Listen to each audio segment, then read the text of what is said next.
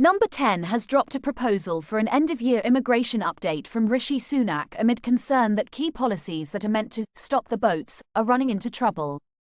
The Prime Minister had been expected to make a statement in December outlining progress on the Rwanda deportation scheme and plans to house asylum seekers in ships such as the Bibi Stockholm and in former barracks, Whitehall sources said. But the idea has been quietly shelved after Conservative Party splits over the Rwanda bill, the suspected suicide of an Albanian man on the Bibi Stockholm in Portland, Dorset, and a failure to place asylum seekers in large numbers into surplus mod accommodation. Number 10 sources denied that actual plans were drawn up for an immigration announcement in December. A government spokesperson said, "As the Prime Minister has said, we remain on track to clear the backlog of legacy asylum cases." Number 10 sources denied that actual plans were drawn up for an immigration announcement in December. A government spokesperson said, "As the Prime Minister has said, we remain on track to clear the backlog of legacy asylum cases." Progress appears to have been made in clearing the legacy backlog of 91,000 asylum claims made before the 28th of June 2022, The Guardian understands. Figures leaked to The Guardian show there were about 4,000 legacy backlog cases this week, which mean the Home Office may yet meet Sunak's pledge to clear the backlog by the end of the year. However, insiders say many asylum claims from the legacy backlog have been dismissed in the knowledge that they will be resubmitted but will no longer count as legacy claims. Instead, they will be defined as secondary asylum casework, while Sunak's promise to clear the backlog will be realized.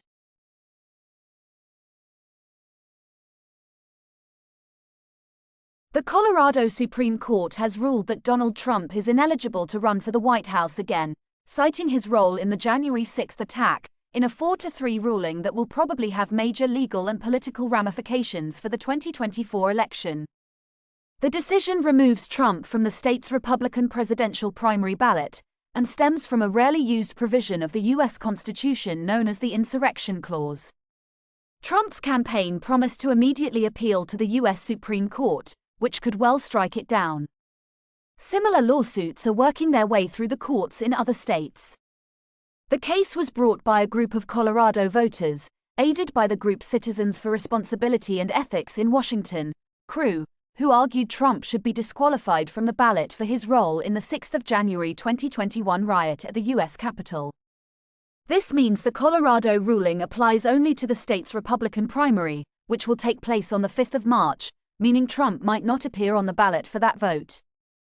It temporarily stayed its ruling until the 4th of January, however, which would allow the U.S. Supreme Court until then to decide whether to take the case.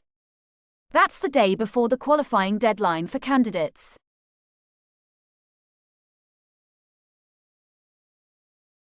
A gunman at a Prague university has killed 10 people and injured about 30 others before being eliminated by police, Czech emergency services say.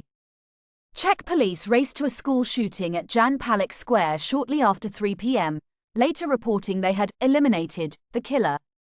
The entire building is currently being evacuated and there are several dead and tens of injured at the site, officers said on social media. An email sent to staff and students at the Faculty of Arts of Charles University had said a shooter was in one of its buildings and had told staff to stay put.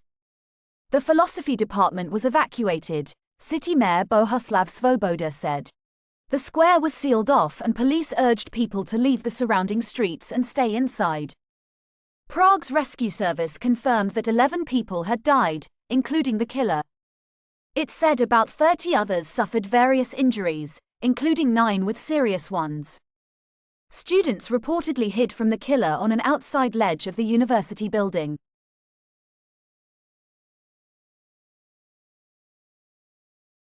Colleagues at Manchester Airport have donated more than £10,000 of gifts to homeless people, care home residents and children from disadvantaged backgrounds following an appeal. The airport has pledged that no vulnerable person in its neighbouring communities should wake up on Christmas morning without a gift. The pledge met an overwhelming response from airport staff who donated more than 1,000 presents. The donated gifts included books, jigsaws, plush toys, Lego and colouring sets. The airport then matched this with around 1,000 more gifts. Managing Director Chris Woodrow-Offe and other senior management from the airport volunteered their time to wrap the mountain of presents, which have since been distributed to around a dozen community centers, care homes, family charities and food banks over the past week. Managing Director Chris Woodrow-Offe and other senior management from the airport volunteered their time to wrap the mountain of presents, which have since been distributed to around a dozen community centres, care homes, family charities and food banks over the past week.